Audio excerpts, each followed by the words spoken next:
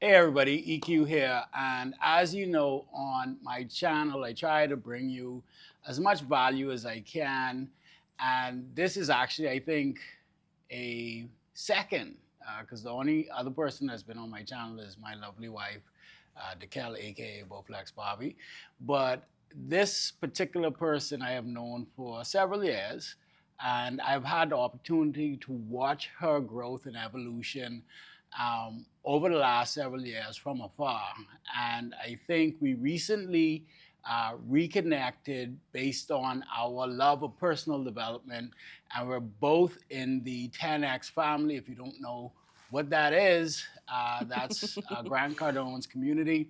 Well, not recently, but several years ago, I did a transformative rather, conference at his Adventura, Miami office, and it totally changed the trajectory of my business. And I have incorporated the 10X mindset and the 10X rule really in every area of my life. And so I'm so excited because whenever we do have an opportunity to chat, um, we really kind of click on all things personal development and growth and business. So I'm happy to introduce you, my audience, to none other than Alex. It's a privilege and an honor. Thank you. Privilege is mine, man. I'm so happy, because I've been wanting to connect with you and do something with you because I see what you were doing, and actually I got the idea when we were at the conference that you Yeah. guys had in Freeport. The name is on the tip of my tongue, but continue. Yeah, Mindset reset. Mindset reset. Yes. Yes. And that was the first time I actually got to witness you in action on your platform, just talking about your journey of growth and personal and professional development. And and then you recently recommended a book that was a very good book, surprisingly. Surprisingly, not because you recommended, but who wrote it? Natalie Dawson. Yeah. Teamwork. You told me that it was something that I should read, especially since I'm building out a team. And some of the insights I gained from that was very helpful, and I actually incorporated them with Awesome. immediate effect. But Alex, for those who may not be familiar with you, I just want you Sure. introduce yourself. Tell us a little bit about who you are and what you do. Sure. So my name is Alex Pelane. A lot of you guys may know me from the Fitness Connection. I'm the operations manager there. I cover a lot of ground, but I would say I fall somewhere in the intersection of fitness, health, wellness, personal development, and leadership. I would say that personal development is also something that's definitely something that you and I have in common, because I definitely am not the same person that I was, I want to say, it's not even a year ago, but definitely not 10 years ago. And just like you mentioned, being exposed to that whole 10X mindset, the 10X rule, Grant Cardone and his entire ecosystem completely changed my life. And I don't think that I would be the same person that I was, that I would be today if I wasn't exposed to that. And it just kind of put me in a position where it's like, okay, how can I get a little bit better every day? Because if I'm setting these huge goals for myself, I got to figure out a way to reach them, because just setting a big goal and then not doing anything is perfectionism. And perfectionism, it don't get you nowhere because it all stays up in your head. So I would say being exposed to that ecosystem was really helpful, because how do I want to put this? A lot of people like to have realistic goals, but they don't realize that when you do that, it's not scary enough to matter. So when you set a big goal, you're not trying to be realistic. You want it to be scary, because if you set a goal and you're not scared, that means it doesn't matter. So that for me was absolutely transformational, because it's like, okay, I need to start thinking about the things that actually matter to me and using that fear as fuel to take action. It's interesting that you say that. And there's so much that you said just now that I do want to unpack. But I kind of want to backtrack a bit, because you said, of course, the person that you are today is not the same person that you were a year from now, definitely not 10 years from now, right? what would you say? I mean, have you always been somebody who's been passionate about, like, or intentional about growing personally and personal development, or was this something that came about recently, or what triggered? Like, talk to me about your Yeah. journey. I think the intentionality is what makes the difference. I've always been like a go everywhere, do everything. I'm gonna try anything once kind of person. But I want to say up until about my mid 20s, it didn't really have a sense of direction. It was just me knowing that I wanted a certain life for myself. I saw the life that my family members were living, and I knew that I didn't want it for myself. And just saying, you know what, I have to find a way to figure this out. And I think that is true for a lot of people when they're beginning their journey. You don't have to know where you're going. You just have to keep trying things until something clicks. And the thing that clicked for me was having those big intentional goals to give me some direction over my life.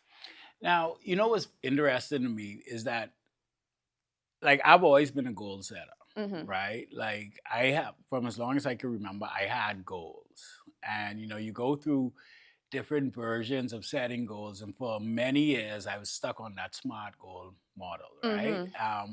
Which is still useful, but the A in SMART, really kind of goes against the Yeah, 10X rule, it right? Like, does. attainable. But I'm all often surprised when people say, you ask them what their goals are, and they're like, they don't have any. And I don't get that. Like, how can you be going, like, what are you Or doing, they right? have them and they're kind of vague. Like a lot of the common ones, like when I'm doing interviews with the team, one of the things that I always talk about with potential team members is what are your goals?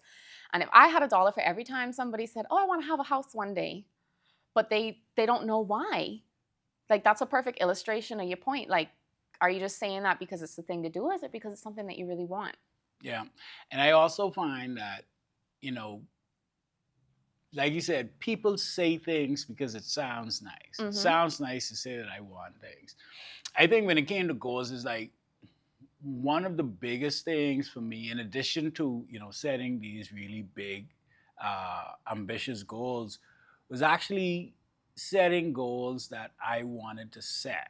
Like, for me, that were Mm-hmm. unique to me, right? Mm-hmm. Like, I remember when I started bodybuilding, and at 306 pounds, I remember sitting down in the audience at the Bahamas National Show, and I was like, I want to be on that stage next year. Mm-hmm. And I remember I shared that with a couple of people, and literally somebody who was very close to me laughed in my face.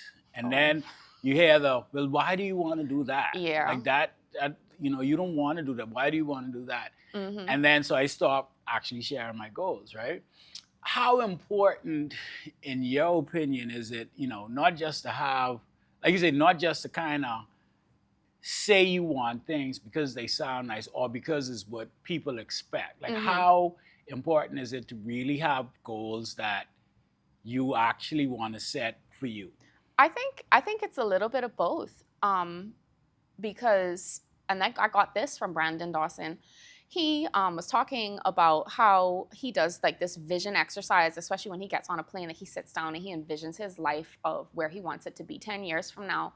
And I tried that for the first time, and I was like, "What the hell, my life is gonna look like 10 years from now?"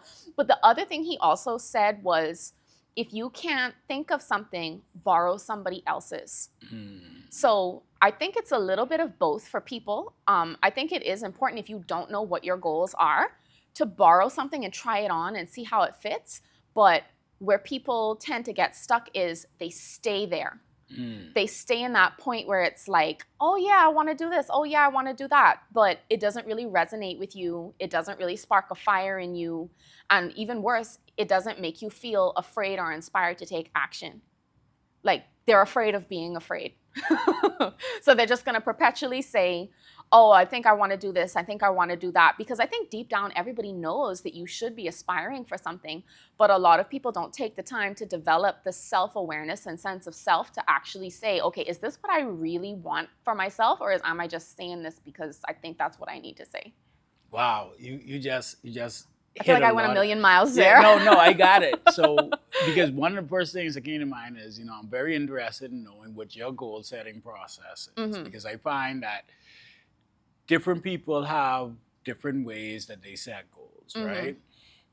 And then I'm a bit interested in kind of hearing a little bit about your self awareness journey, Mm-hmm. because for me, if I'm being honest, um, I truly became self aware. I'm 42 now, and I became self aware, I would say probably late in my 30s, Mm-hmm.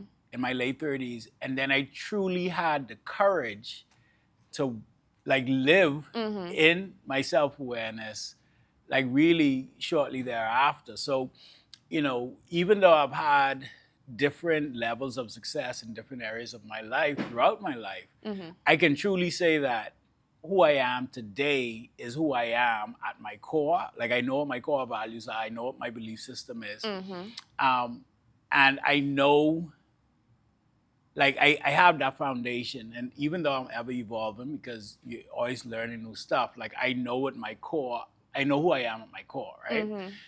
So let's talk about that. I want to find out a little bit about your Mm-hmm. goal setting process and then your self awareness journey. Mm-hmm.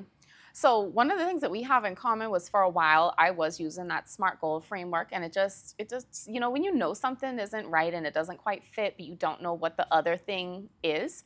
I would say the next phase of that for me was going through the process of the 10x rule with Grant. So like setting the goal for a long time, that's what worked for me. Setting the goal and then just maximizing it or multiplying it by 10 or whatever was an amount enough to scare me is what I was doing for a really long time. Like, okay, I want to do this, and then I would kind of like sit with and feel how it felt, and it's like a feeling in my chest. Is the easiest way I could describe it. And then saying, okay, this don't feel scary enough. How can I up the ante on this a little bit?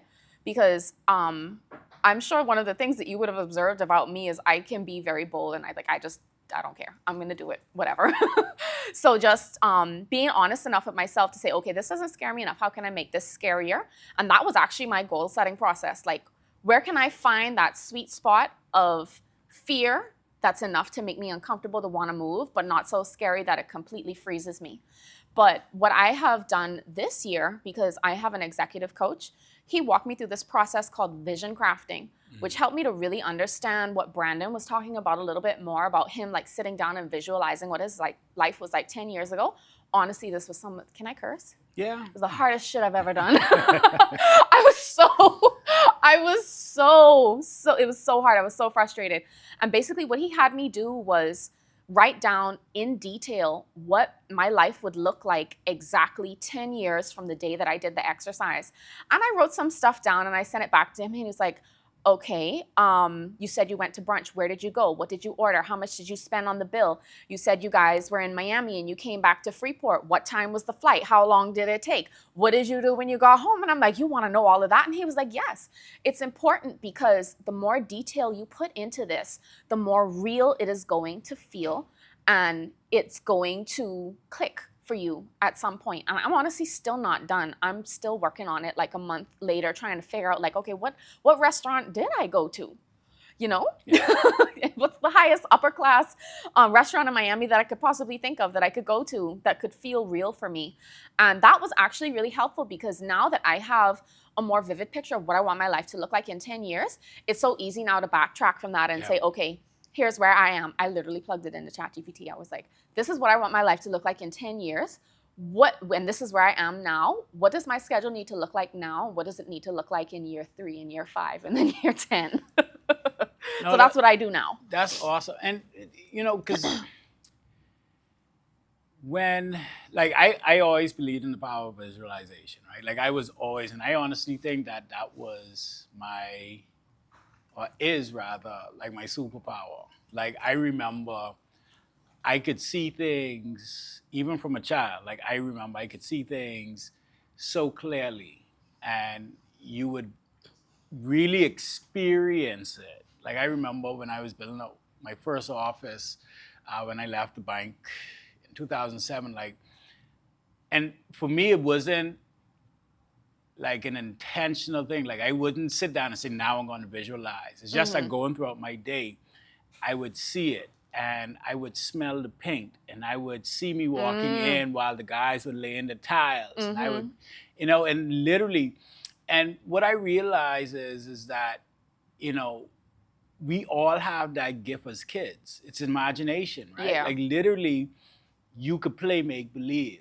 But Mm-hmm. as a kid playing in the backyard, I mean, we would turn old pallets into fighter jets, and Mm-hmm. you know, we would turn sticks into nunchucks, and like Mm-hmm. we had this imagination. But growing up, you know, and getting into adulthood and getting into the real world, Reality kicks your ass, and we then it's like lose it. you lose some confidence as well, because it's like, I don't really know if this is possible anymore, and those doubts start to creep in. I know exactly what you're talking about. So what do you have to say to people who are like, you know, that's hocus pocus stuff, like visualization, like I can't see what I'm eating for lunch tomorrow or Mm-hmm. dinner tonight, Mm-hmm. but yet you want me to visualize my life a year from now, 5 years from now, 10 years from now. Mm-hmm. What do you have to say to somebody who is really in the thick of it now, Mm-hmm. but yeah, like how can they harness the power of visualization dealing with the reality now? Mm-hmm. So with that, well, one, you don't have to use visualization. You can find something that works for you at some point in time. And I think that's one of the great things about personal development. You can take your own unique path and keep all of these different things in your toolbox and build out your toolbox over time and find what works for you as you grow.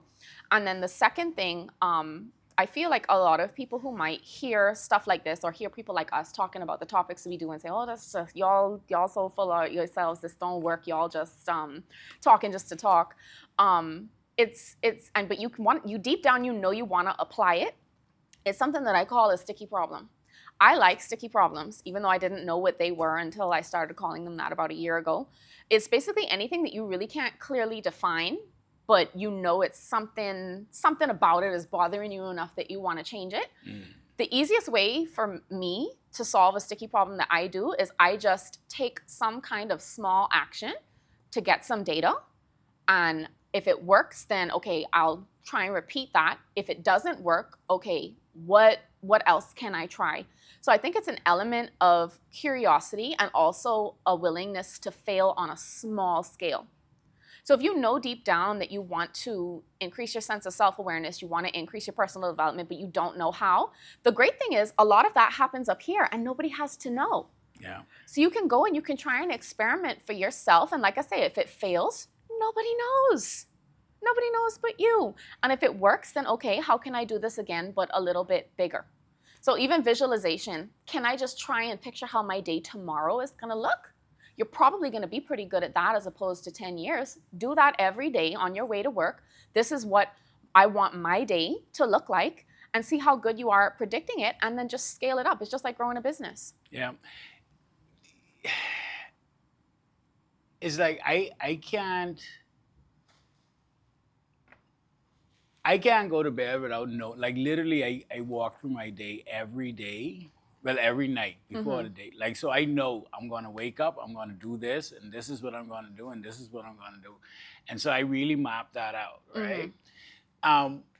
But what am I? What difference have you seen since you started doing that? I'm curious. Mapping out your day before you go to bed.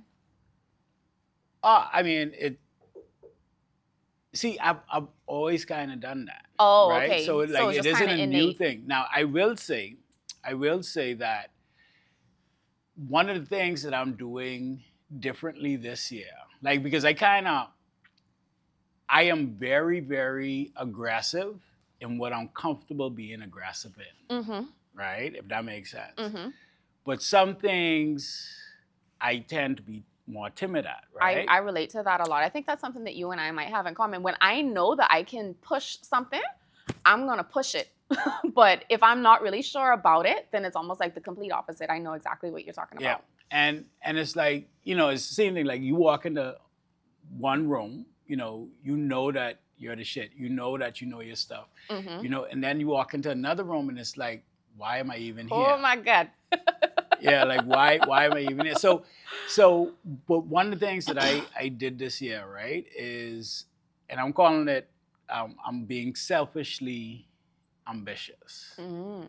because I have a tendency to move the proverbial mountains for the people that I care about, my wife, my Mhm. daughter, my family. Mhm. But I always kind of put me on the back burner, right? Or if Mhm. something comes up and it's not well within my grasp, I'm like, I could wait, for me personally. Mhm. And so one of the things that I did this year was I said, you know what?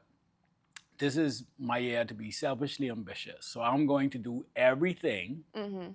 that I want to do. And I wrote out, I used I call it the PPFF. So I put one more Yeah, F, yeah, I but it's remember the you telling me about personal, that. well, yeah, so it's Yeah. personal, professional, finance, and fitness goals. And I have two big things that I want to accomplish on each one of them, Mhm. right? And I made the decision that I don't care who gets mad. I don't care who gets upset. I don't care who decides that they don't want to roll with me, Mhm. that I am going to go all in on these unapologetically and with Mhm. no excuses, Mhm. right? And for me, that was like one person, telling people that you love no is a was a big thing for me. Like I don't Mhm. like to tell people no, but I'm Mhm. like, this is what I'm trying to do. And if I feel that anything is going to kind of deter me from that or move me or be counterproductive towards this, then the answer is no. Mhm. And since I started saying no, I actually really like it. Yeah. But the thing is, I don't think there's anything wrong with that at all, because how can you show up as the husband, father, business owner, and leader if you don't take care of yourself first? And I